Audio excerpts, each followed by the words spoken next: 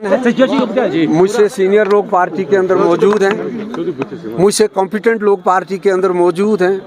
तो अब पार्टी का एक फैसला हुआ और आप यकीन नहीं करेंगे, अभी जब मैं जम्मू से आ रहा था मुझे ये भी मालूम नहीं था कि प्रेस कॉन्फ्रेंस हो रही है, मैं लोगों से सुन रहा था।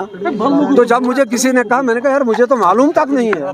फिर मुझे प्रेसिडेंट ने फ़ोन किया, कहा नहीं हम प्रेस कॉन्फ्रेंस कर रहे हैं और आप आ जाइए। ये आधा घंटा पहले की बात है, मैं खुदा को हाजिर नाज़िर रख कर ये बात कर रहा हूँ। तो अब ये उनका, अब पार्टी का फैसला मैं क्या कह सकता हूँ।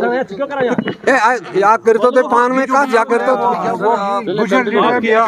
बहुत बड़ी शख्सियत है, मेरे दिल में बखुदा उनके लिए बड़ा ही एहतराम है। लेकिन अब पॉलिटिक्स एक ऐसी अजीबोगरीब गेम है कि कभी आप एक आदमी की टीम में होते हैं, कभी दूसरे दिन आपको उसके खिलाफ लड़ना पड़ता है। अब जो लोग मतलब टेस्ट क्रिकेट में इसके साथ धोनी जी के साथ थे, MS धोनी के साथ, वही आज दूसरी टीम में उसके खिलाफ लड़ते हैं। कोई वो जीतते हैं, कभी वो जीतते हैं। जो लोग विराट कोहली के साथ थे, उसके अंडर काम करते थे, वो अलग अलग लड़ रहे हैं। रोहित शर्मा और वो आपस में अलग अलग लड़ रहे हैं। तो सियासत भी ऐसी ही एक गेम है।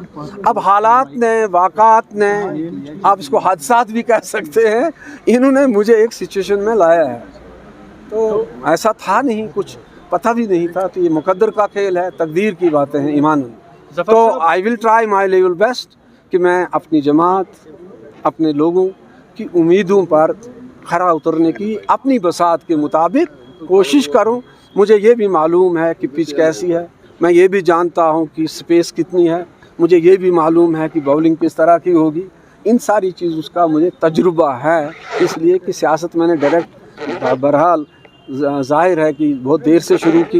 लेकिन कश्मीर में हर बच्चा सियासी मिजाज लेके पैदा होता है। तो मैं तो 1967 से एक्टिव पॉलिटिक्स में भी रहा हूँ, और कुछ न सही नारेबाजी तो मैं तब भी करता था, तकरीरें करता था। तो इस सारी सिचुएशन को समझ के मुझे इदराक तो है, बाकी कुछ चीज़ें आदमी की अक्ल से बाहर होती हैं, उसकी ताकत से बाहर होती हैं।